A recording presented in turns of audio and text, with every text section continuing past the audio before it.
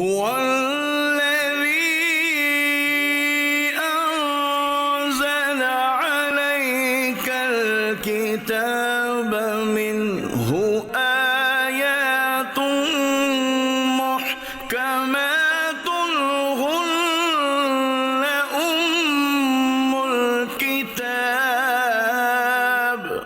وہی ہے جس نے تم پر یہ کتاب اتاری، اس کی کچھ آیتیں صاف معنی رکھتی ہیں، وہ کتاب کی اصل ہیں۔ الحمدللہ رب العالمین، الصلاۃ والسلام علی سید الانبیاء والمرسلین، اما بعد فاعوذ باللہ من الشیطان الرجیم، بسم اللہ الرحمن الرحیم۔ الصلاۃ والسلام علیک یا رسول اللہ وعلی آلک واصحابک یا حبیب اللہ۔ الصلاۃ والسلام علیک یا نبی اللہ وعلی آلک واصحابک یا نور اللہ۔ محترم ناظرین کرام، پروگرام احکام قرآن میں ہم ایک مرتبہ پھر حاضر ہیں، اور سورہ توبہ کی جو آیات احکام ہیں وہ ہمارے مطالعے میں ہیں، اور ان آیات کی تفسیر بیان کی جا رہی ہے۔ آج ہم نے انتخاب کیا ہے سورہ توبہ کی آیت نمبر 65 اور آیت نمبر 66 کا۔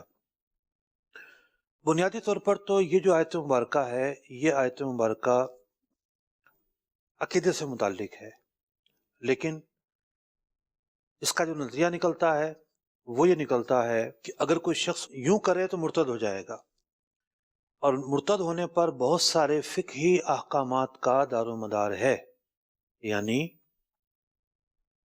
اس سے لین دین جائز نہیں رہتی، حاکم اسلام اسلامی حکومت ہوگی اسے سزا دے گا، بلکہ ہمارے ملک میں بھی جو ہے وہ ایسی سزائیں موجود ہیں، قوانین موجود ہیں۔ تو یوں بہت سارے فقہی احکامات، ایکٹیویٹیز کے متعلق جو احکام ہیں وہ اس آیت مبارکہ کا جو نتیجہ ہے اس سے نکلتے ہیں۔ اس بنا پر علماء نے اس آیت مبارکہ کو آیات احکام میں شامل رکھا ہے۔ بنیادی طور پر یہ جو آیت مبارکہ ہے اہانت نبوی کے متعلق ہے۔ رسول اکرم علیہ الصلوۃ والسلام کی اگر کوئی اہانت کرتا ہے اس کے متعلق ہے کہ اہانت کرنے والے کا حکم کیا ہوگا۔ آج کے ہمارے اس پروگرام میں جن موضوعات پر ہم گفتگو کریں گے، پہلے ان کی تفصیل دیکھتے ہیں ہم۔ سب سے پہلے ہم یہ جانیں گے کہ آیت مبارکہ کا شان نزول کیا ہے، اس کے بعد ہم یہ جانیں گے کہ یہ جو دو آیات مبارکہ ہیں ان کا مفہوم اور خلاصہ کیا ہے، اور اس کے بعد پھر قرآن پاک نے نبی اکرم علیہ الصلوۃ والسلام کے تعلق سے آپ کی تعظیم کرنے کا حکم بیان فرمایا۔ نہ صرف یہ کہ حکم بیان فرمایا بلکہ قرآن پاک نے نبی اکرم علیہ الصلوۃ والسلام کی بارگاہ کے آداب بھی بیان کیے ہیں کہ حضور اکرم علیہ الصلوۃ والسلام کی بارگاہ میں یہ کام کرنے ہیں اور یہ کام نہیں کرنے۔ یعنی بہت سارے کام ایسے ہیں کہ جو عام جو لوگ ہوں ان کے ساتھ کیے جا سکتے ہیں، جیسے کوئی گھر میں ہے اور کوئی آواز دے کر بلائے، ہم اس کو کوئی برا محسوس نہیں کرتے، لیکن نبی اکرم علیہ الصلوۃ والسلام کی جو عزت، جو مقام اور مرتبے کا معاملہ ہے وہ عام لوگوں جیسا نہیں ہے۔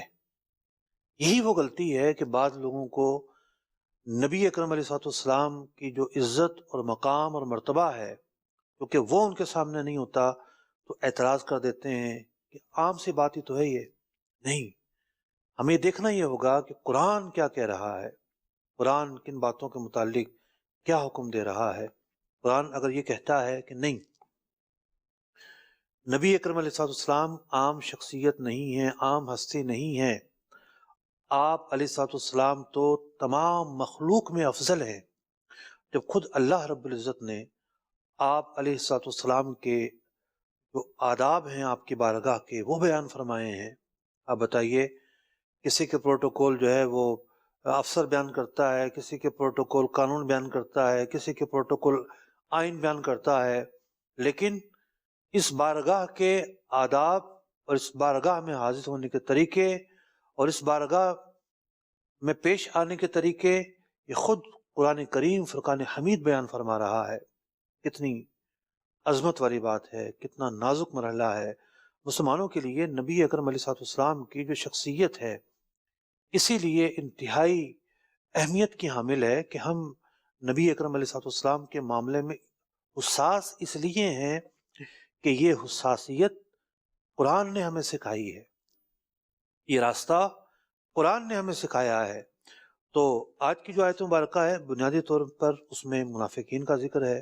سورہ توبہ جو ہے اس کا شان نزول، چونکہ یہ سورت چل رہی ہے اور یہ کافی دنوں سے ہم اس سورت کو لے کر چل رہے ہیں، تو اس کے شان نزول پر کئی دفعہ گفتگو ہو چکی ہے کہ اس کا شان نزول یہ ہے کہ غزوہ تبوک جب پیش آیا اور نبی اکرم علیہ الصلوۃ والسلام صحابہ اکرام علیہم رضوان کو لے کر تبوک کے لیے نکلے، تو اطلاعات یہ تھیں کہ تبوک کے رہنے والے جو نصارہ ہیں انہوں نے رومیوں کی مدد مانگی ہے، یعنی جو بازنطینی سلطنت تھی، بعد میں لوگوں نے جس کو استنبول اور قسطنطنیہ کی سلطنت سے جانا، کیسے روم وہی کہلاتا تھا کہ جو قسطنطنیہ پہ بیٹھتا تھا، تو نصارہ نے رومیوں سے مدد طلب کی تھی، اور یہ اطلاعات تھیں کہ جناب رومی جو ہیں وہ ان کی مدد کے لیے آئیں گے، وہ لشکر کشی کریں گے۔ تو جنگ کے اندر سب سے اہمیت کی حامل یہ چیز ہوتی ہے کہ آپ جنگ کو اپنے آپ سے دور رکھیں، بجائے اپنے میدانوں میں جنگ کرنے کے دوسروں کے میدانوں میں جا کر جنگ کریں،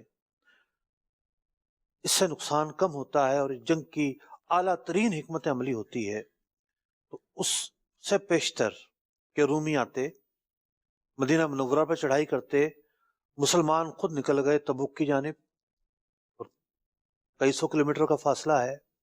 اب جب مسلمان تبوک کی طرف جا رہے ہیں تو تین منافقین راستے میں جاتے ہوئے آپس میں بات چیت کر رہے ہیں۔ ایک کہتا ہے کہ حضور علیہ الصلوۃ والسلام یہ کہہ رہے ہیں کہ ہم رومیوں پہ غالب آ جائیں گے اور رومیوں سے ہم لڑیں گے، معاذ اللہ ثم معاذ اللہ۔ اس نے ایک مذاق اڑایا۔ دوسرے نے کہا کہ ہاں تم صحیح کہہ رہے ہو۔ تیسرا خاموش تھا لیکن ان دونوں کی باتوں پر ہنس رہا تھا۔ نبی اکرم علیہ الصلوۃ والسلام نے ان تینوں کو بلوایا اور بلوانے کے بعد ارشاد فرمایا کہ تم کیا کہہ رہے تھے؟ اب دیکھیے یہ لوگ دور ہیں اور حضور علیہ الصلوۃ والسلام کو معلوم ہے کہ کیا باتیں کر رہے تھے۔ انہوں نے کہا کہ ہم تو مذاق کر رہے تھے۔ وہ لوگ جو نبی اکرم علیہ الصلوۃ والسلام کی بارگاہ کے جو آداب ہیں، آپ کی بارگاہ کے جو طور طریقے ہیں، آپ کی بارگاہ کے متعلق، آپ کی ذات کے متعلق، آپ کے اوصاف کے متعلق، آپ کی اشیاء کے متعلق جو ایک عظمت اور بلندی کا ایک معاملہ ہے، ان سے ناواقف ہیں۔ انہیں غور کرنا چاہیے کہ اس واقعے کے بعد قرآن کی آیات نازل ہوتی ہیں اور قرآن کیا فرماتا ہے۔ اللہ تعالیٰ نے ارشاد فرمایا وَلَئِن سَأَلْتَهُمْ، اے محبوب علیہ الصلوۃ والسلام آپ اگر ان سے پوچھیں گے کہ تم کیا کہہ رہے تھے، لَيَقُولُنَّ، یہ کہیں گے إِنَّمَا كُنَّا نَخُوضُ وَنَلْعَبُ، ہم تو یوں ہی ہنسی کھیل کر رہے تھے۔ اللہ تعالیٰ فرماتا ہے قُلْ أَبِاللَّهِ وَآيَاتِهِ، کیا تم اللہ سے، اللہ کی آیات اور نشانیوں سے، وَرَسُولِهِ كُنْتُمْ تَسْتَهْزِئُونَ، تم ٹھٹھا کرتے ہو، مذاق کرتے ہو۔ کفر کی علماء نے تین اسباب بیان کیے ہیں کفر کے، کہ تین وجہوں سے کفر لازم آتا ہے۔ پہلی وجہ ہے انکار، یعنی ضروریات دین کا انکار کرنا۔ کوئی کہے میں خدا کو مانتا ہی نہیں، رسول کو مانتا ہی نہیں، یہ کفر ہونے کی پہلی وجہ ہے۔ تینوں میں سے کوئی بھی ایک بات پائی جائے گی کفر ثابت ہوگا۔ دوسری وجہ ہے استخفاف، ہلکا جاننا، جیسے جہنم کا جو عذاب ہے ضروریات دین سے ثابت ہے۔ ہر عام و خاص مسلمان جانتا ہے کہ اللہ تعالیٰ نے مجرموں کے لیے، کفار کے لیے جہنم تیار کر رکھی ہے۔ جہنم وہ چیز ہے کہ اللہ نے جس کی وعید بیان کر رکھی ہے. اب کوئی شخص جہنم کے بارے میں لطیفے بنائے، ہلکا سمجھے. بہت سارے معاذ اللہ ثم معاذ اللہ ایسے لطیفے ہوتے ہیں کہ سگریٹ کی ضرورت پڑے گی تو جہنم کی آگ سے سلگا لوں گا. یعنی ایک ایسا معاذ اللہ لطیفہ گھڑنے والے کے ذہن میں تصور ہوتا ہے کہ مجھے تو کوئی پرواہ ہی نہیں ہے. تو یہ ہے ہلکا جاننا. تو ضروریات دین یعنی ایمانیات کی قسم ہے ضروریات دین.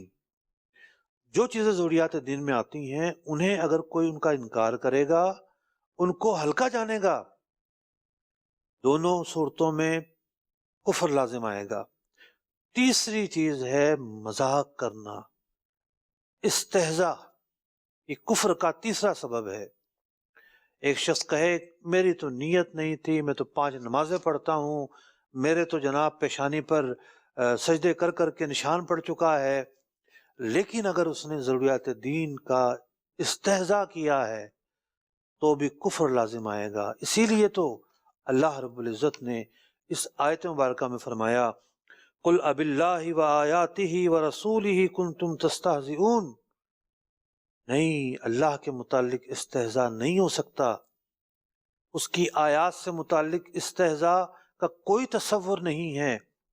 اور رسول اکرم علیہ السلام کی بارگاہ یہاں کیسے استہزاء ہو سکتا ہے؟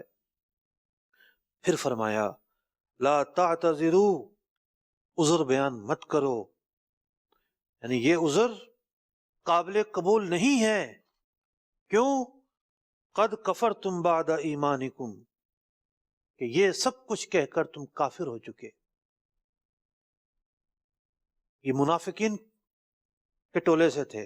پہلے نفاق دل میں تھا، جو تھا وہ تھا، لیکن اب ظاہری طور پر بھی تم کافر ہو چکے ہو. اور اگر ہم تم میں سے کسی کو معاف کریں تو اوروں کو عذاب دیں گے اس لیے کہ وہ مجرم تھے.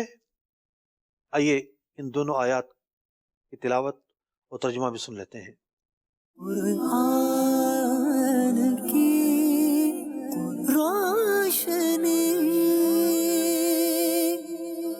وَلَئِن سَأَلْتَهُمْ لَيَقُولُنَّ إِنَّمَا كُنَّا نَخُوضُ وَنَلْعَبُ قُلْ أَبِاللَّهِ وَآيَاتِهِ وَرَسُولِهِ كُنتُمْ تَسْتَهْزِئُونَ. اور اے محبوب، اگر تم ان سے پوچھو تو کہیں گے کہ ہم تو یوں ہی ہنسی کھیل میں تھے. تم فرماؤ کہ اللہ اور اس کی آیتوں اور اس کے رسول سے ہنستے ہو. لا تعتذروا قد كفرتم بعد إيمانكم إن نعف عن طائفة منكم نعذب طائفة بأنهم كانوا مجرمين. بہانے نہ بناؤ، تم کافر ہو چکے مسلمان ہو کر. اگر ہم تم میں سے کسی کو معاف کریں تو اوروں کو عذاب دیں گے اس لیے کہ وہ مجرم تھے. اعلیٰ حضرت امام اہل سنت امام احمد رضا خان علی رحمۃ الرحمن اس آیت مبارکہ کے تحت فرماتے ہیں کہ اس آیت مبارکہ سے 3 فائدے حاصل ہوئے. ایک یہ کہ جو رسول اکرم علیہ السلام کی شان میں گستاخی کرے گا وہ کافر ہو جاتا ہے، اگرچہ کیسا ہی کلمہ پڑھتا اور ایمان کا دعویٰ رکھتا ہو. ورنہ تو قادیانی بھی کہتے ہیں کہ یہ ہم حضور اکرم علیہ السلام کو جو ہے وہ نبی مانتے ہیں، ہاں آخری نہیں مانتے. یعنی ضروریات دین کی کسی بھی ایک بات کا انکار کرنا کفر ہوتا ہے. یعنی کوئی کہے میں اللہ کو مانتا ہوں رسول کو نہیں مانتا، کیسے مسلمان ہو سکتا ہے؟ اسی طریقے سے وہ عبادات کا معاملہ تو بعد میں آتا ہے. یعنی ایمان ہوگا تو عبادات کام آئیں گی، ورنہ تو کتنے جو ہے وہ سادھو، کتنے پنڈت، کتنے راہب جو مسلمان ہیں ہی نہیں، جنگلات میں زندگی بسر کرتے ہیں، ترک دنیا کیے ہوئے ہیں. بہت گزارے کی حد تک کھاتے ہیں. اگر ہم اعمال کو بنیاد بنائیں تو ہم کیا یہ کہیں گے کہ یہ سارے جو لوگ ہیں ان کی مغفرت ہوگی اور یہ بھی جنت میں جائیں گے؟ نہیں، دار و مدار ایمانیات پر ہے، ضروریات دین پر ہے. تو جب دار و مدار دین پر ہے، نبی اکرم علیہ السلام کی بارگاہ میں اگر کوئی اہانت کرتا ہے تو ساری چیزیں ایک طرف برباد ہو جاتی ہیں. اب کوئی اعمال کام نہیں آئیں گے، اب جو ہے اس کا معاملہ ہی جدا ہے. دوسرا نقطہ یہ بیان فرماتے ہیں امام اہل سنت رضی اللہ تعالیٰ عنہ، یہ جو بعض جاہل کہتے ہیں کہ کفر کا تعلق تو دل سے ہے. جناب جملہ کہہ دیا تو کیا ہوا، دل میں تو ہمارے کچھ اور تھا، ہماری نیت تو کچھ اور تھی.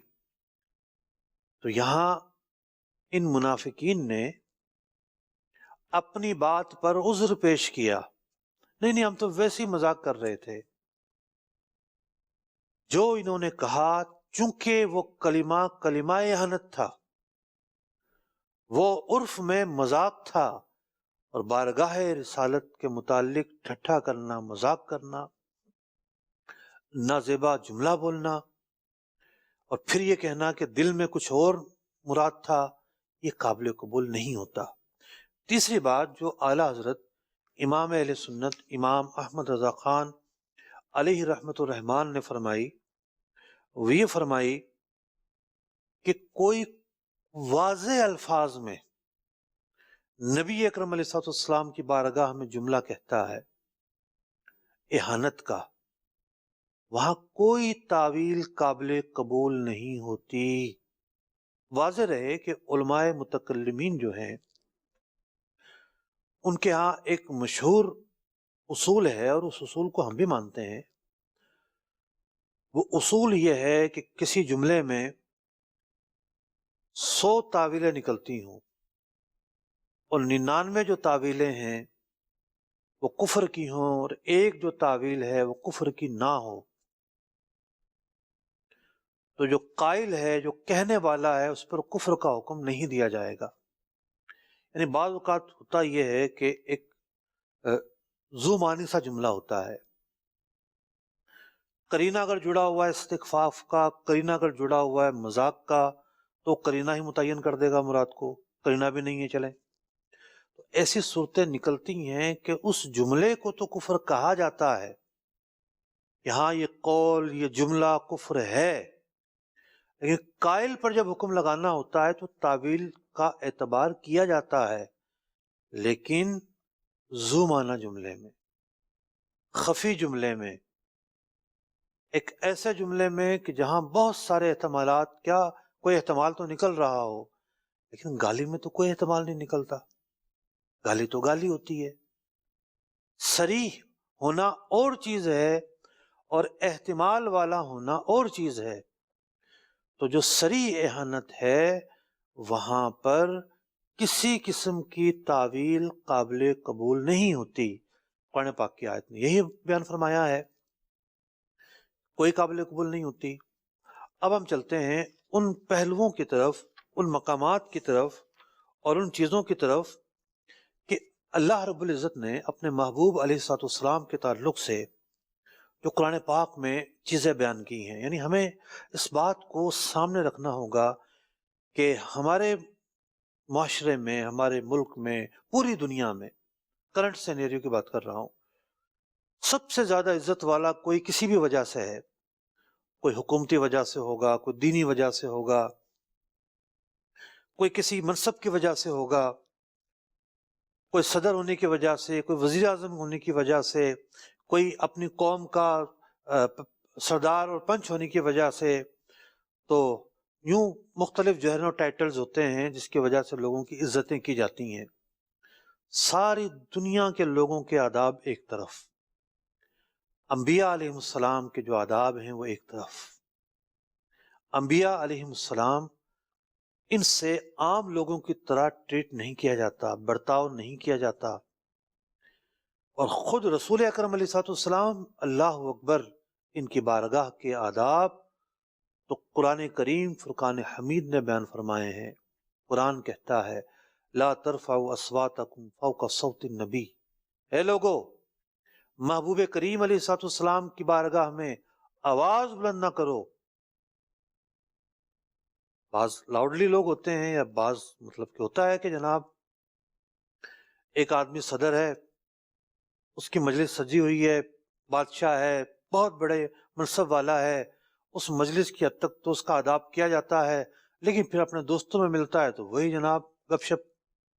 نہیں تو ایک عارضی یہ تکلفات رہے نا یہاں پر تو، لیکن بارگاہ نبوت کا یہ معاملہ نہیں ہے، وہاں حساسیت اپنے اعلیٰ معیار پر ہوتی ہے۔ آپ کی بارگاہ میں تو آواز بلند ہو ہی نہیں سکتی۔ ہاں آپ کے سامنے اگر کوئی اذان دے رہا ہے تو وہ آواز بلند کرے گا، اگر آپ کی اجازت سے کوئی نماز پڑھا رہا ہے وہ آواز بلند کرے گا۔ ایک صحابی رضی اللہ تعالیٰ عنہ قدرتی طور پر لاؤڈلی تھے، بعض لوگ ہوتے ہیں دھیمے لہجے کے ہوتے ہیں، انہیں کہنا پڑتا ہے بھائی تھوڑا سا بلند بولیے، اور بعض لاؤڈلی ہوتے ہیں تو وہ تھوڑے لاؤڈلی تھے، ان کی آواز بلند تھی۔ انہوں نے اس آیت مبارکہ کے نازل ہونے کے بعد بارگاہ رسالت میں آنا چھوڑ دیا۔ یہ نہ ہو میرا شمار ان لوگوں میں ہو جائے کہ قرآن جن کو کہہ رہا ہے کہ آواز بلند نہیں کرنی، ورنہ اعمال اکارت ہو جائیں گے۔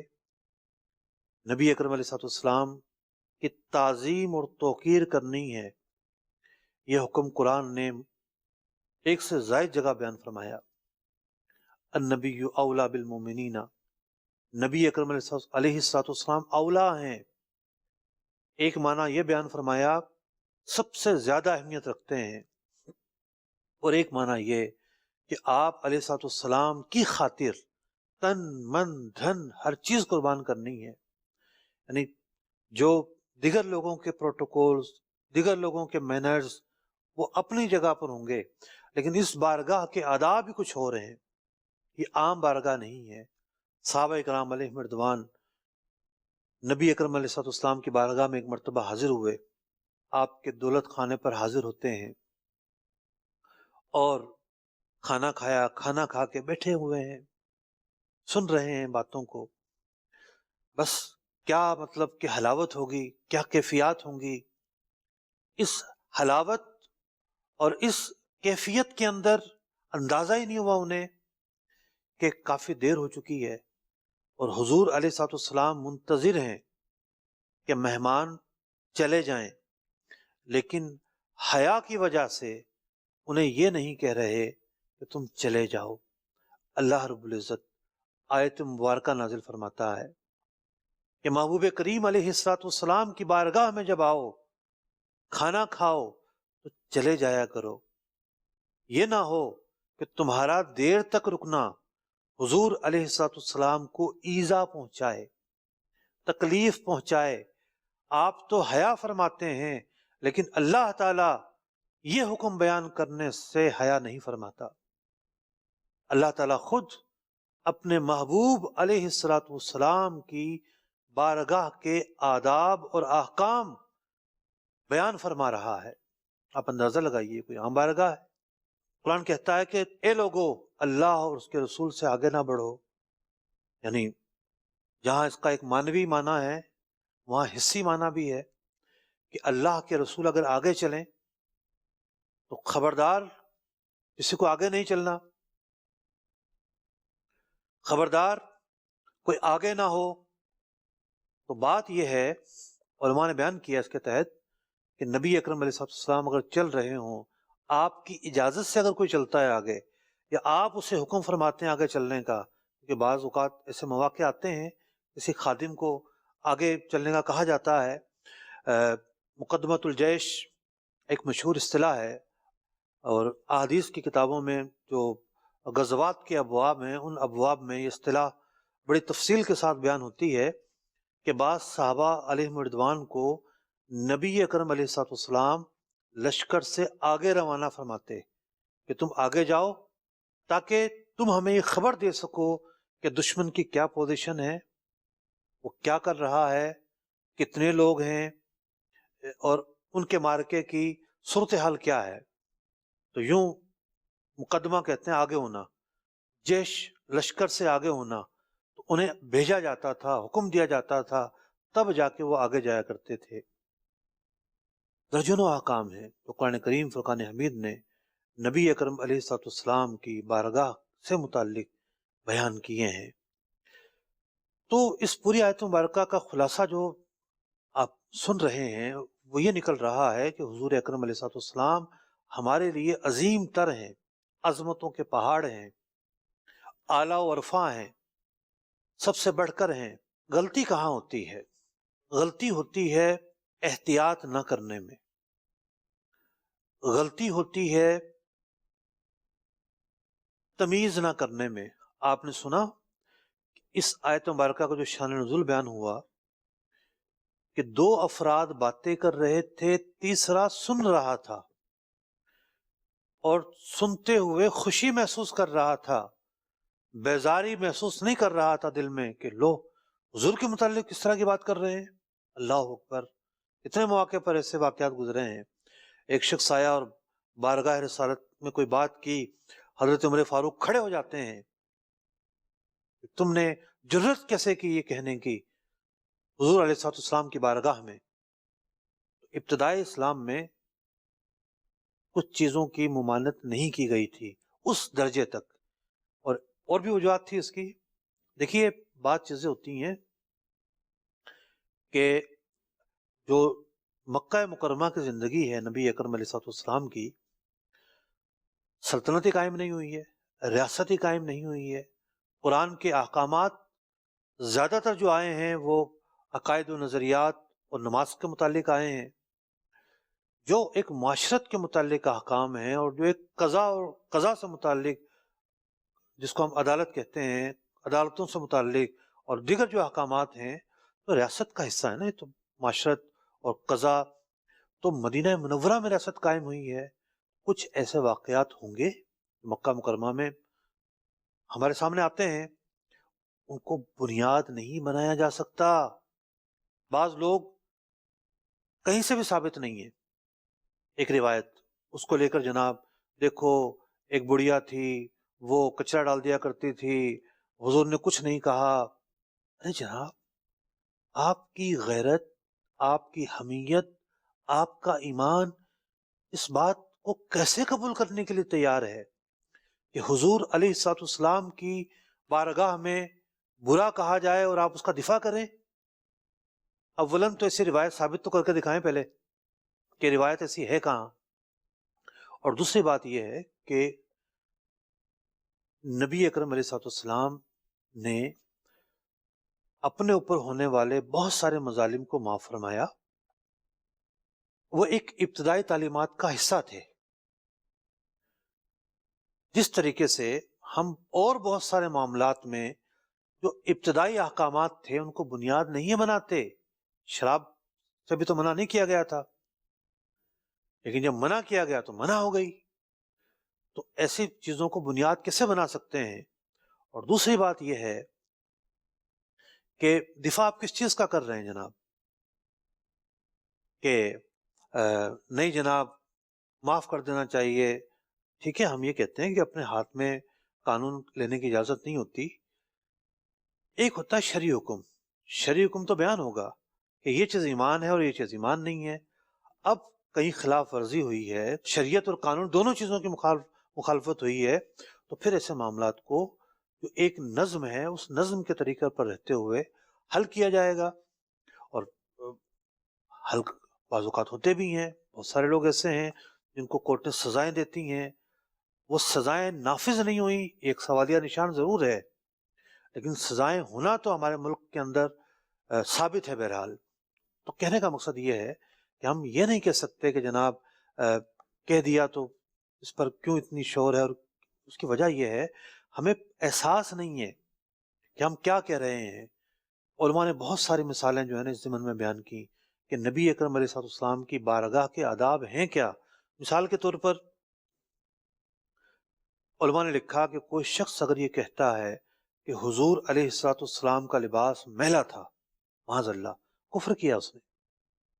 اس کی کیسے جرت ہے، جرت کیسے ہوئی اس کی یہ جملہ کہنے کی کہ آپ علیہ الصلوۃ والسلام کا لباس میلا تھا؟ بہت سارے جملے ایسے ہیں کہ اگر کوئی بطور تحقیر کہے گا ان جملوں کے کہنے کی وجہ سے مسلمان نہیں رہے گا. بہت سارے جملے ایسے ہیں کہ جو اصلاً نہیں کہے جا سکتے. جیسے کوئی کہتا ہے کہ حضور متکبر تھے، معاذ اللہ، یہ اہانت ہے. نبی اکرم علیہ الصلوۃ والسلام کی بارگاہ میں نہ آپ کی ذات سے متعلق کوئی برا جملہ کہنا ہے، نہ آپ سے منسوب جو چیزیں ہیں ان کے متعلق کوئی برا جملہ کہہ سکتے ہیں. مثال کے طور پر نبی اکرم علیہ الصلوۃ والسلام کی مبارک سواری، منافقین نے نبی اکرم علیہ الصلوۃ والسلام کی مبارک سواری کا مذاق اڑایا تھا. اس پر آپ پڑھیے پھر کیا ہوا اس کے بعد. تو آپ علیہ الصلوۃ والسلام کی مبارک سواری ہو، آپ علیہ الصلوۃ والسلام کی استعمال کردہ اشیاء ہوں، آپ علیہ الصلوۃ والسلام کا دھون مبارک ہو، یہ سب کی سب وہ چیزیں ہیں کہ جن کی اہانت کا تو ایک مسلمان تصور ہی نہیں کر سکتا. اور ہرگز جو نا وہ یہ روا ہی نہیں ہے کہ کوئی اہانت کرے اور ہم اسے مسلمان کہیں. پھر دوسری بات یہ ہے کہ غلطی کہاں ہوتی ہے. ہم اس نقطے کو لے کر چل رہے تھے. غلطی ایک یہاں ہوتی ہے کہ ہم کسی عام بندے کا تذکرہ نہیں کر رہے. جب آپ کا ذکر کرنا ہو آداب و القابات کے ساتھ کیا جائے. جب آپ علیہ الصلوۃ والسلام کی اشیاء کا ذکر کرنا ہو تو آداب و اخلاق کے ساتھ کیا جائے. جو سب سے اعلیٰ اور عمدہ لفظ ہو اس لفظ کا انتخاب کیا جائے. اشیاء کے ساتھ لفظ مبارک کہا جائے، لفظ شریف کہا جائے. یہ جو ایک طریقہ ہے، یہ طریقہ اختیار کرنے میں بندے کے دل میں عظمت پیدا ہوتی ہے. مطلب اہل ترک کا طریقہ ہے. ترکی جو لوگ ہیں، نبی اکرم علیہ الصلوۃ والسلام کا جب نام نامی اس میں گرامی آتا ہے، یوں دل پر ہاتھ لگا لیتے ہیں، یوں جھکتے ہیں. کیا ہے؟ ایک تعظیم کا احساس فوراً پیدا کرتے ہیں. بہت سارے لوگ اتنا رف انداز میں کلام کر کے جا رہے ہوتے ہیں. ٹھیک ہے، بعض جگہوں پر اہانت لازم نہیں آتی، لیکن وہ طریقہ اچھا نہیں ہوتا. کیوں آپ سوراخ کرتے ہیں کہ یہ سوراخ جو ہے آگے جا کر سیلاب کا راستہ بنے گا؟ اس سوراخ کو ہی بند کر دیں. یعنی آپ علیہ السلام کا تذکرہ خیر کرنا ہے، آپ دیکھیں کس ماحول میں تذکرہ کر رہے ہیں. ٹھیک ہے، کہیں وہاں ارد گرد کا ماحول کیا ہے؟ گانے وانے تو نہیں بج رہے وہاں پر؟ کوئی ایسی جگہ تو نہیں ہے کہ جہاں پر گندگی ہے اور آپ درود پاک پڑھتے ہو وہاں سے گزر رہے ہوں؟ آپ نے جو لفظ کا انتخاب کیا وہ کس انداز پر کیا؟ میں نے ایک کتاب پڑھی، بڑی عمدہ کتاب ہے، اور وہ کتاب جو ہے وہ کنز المدارس بورڈ نے امتحان میں بھی داخل کی ہے. شیخ رمضان بوتی صاحب کی سیرت پر کتاب ہے. انہوں نے ایک مقدمہ قائم کیا اس کتاب میں. اللہ اکبر، کیا کمال کا مقدمہ ہے. اور اس مقدمے سے بڑھ کر ان کی یوٹیوب پر موجود اسی مقدمے پر لیکچر ہیں. کیا کمال کے انہوں نے لیکچر دیے ہیں. کہا کچھ لوگوں نے نبی اکرم علیہ الصلوۃ والسلام کے متعلق یہ تاثر دینے کی کوشش کی کہ بس صرف آپ کے جو نا وہ سیرت میں ان چیزوں کی باتیں کرو، بس باقی چیزوں کی نہ کرو. تو اس ذات کا تذکرہ کرنا ہے تو کیا الفاظوں کا انتخاب کرنا ہے، کیا لب و لہجہ ہونا چاہیے، کیا اسٹائل ہونا چاہیے، کیا انداز ہونا چاہیے. پھر آپ کی اشیاء کا ذکر کرنا ہے تو جیسے منہ مبارک ہے، حالانکہ بال کو کہتے ہیں، تو ہم نے بال سے متعلق کون سا عمدہ لفظ ہے؟ بھئی منہ کا جو لفظ ہے ایک چلا آ رہا ہے کہ یہ بہت عمدہ لفظ تصور کیا جاتا ہے عرف میں. اور یاد رکھیے کہ تعظیم اور اہانت اس کا دار و مدار عرف پر ہے. یعنی صحابہ اکرام علیہم رضوان نے آ کر جب حضور علیہ السلام کی بارگاہ میں عرض کیا کہ یا رسول اللہ صلی اللہ علیہ وسلم، آپ جو ہیں، ایک لفظ انہوں نے بولا، لیکن وہی جو لفظ ہے یہودیوں کے ہاں کوئی اور معنی رکھتا تھا، تو اس لفظ کے کہنے سے بھی منع کر دیا گیا.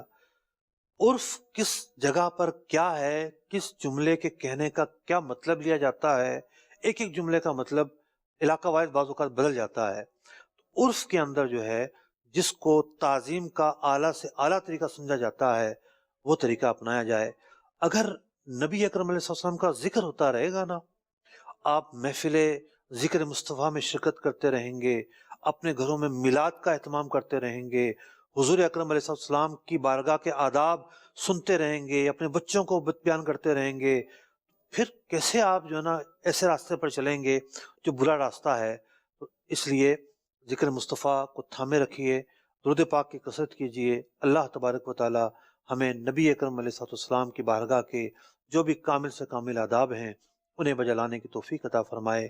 آمین بجاہ النبی الامین صلی اللہ تعالی علیہ وسلم۔ فہم قرآن کا مجھ کو میرے مولا عطا کر دے، پڑھوں سمجھوں عمل کا بھی مجھے یا رب تو جذبہ دے۔